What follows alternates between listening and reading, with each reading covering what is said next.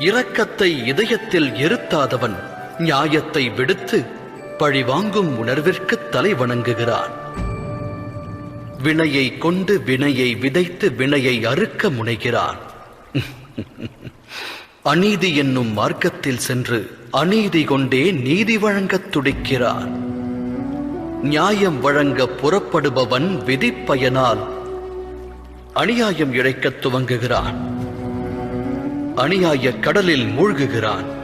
நியாயம் பழிவாங்கும் உணர்விற்கிடையே சிறு வித்தியாசமே உள்ளது. அந்த வித்தியாசத்தின் பெயரே தர்மம். உண்மைதானே? சிந்தித்து செயலாற்றுங்கள்.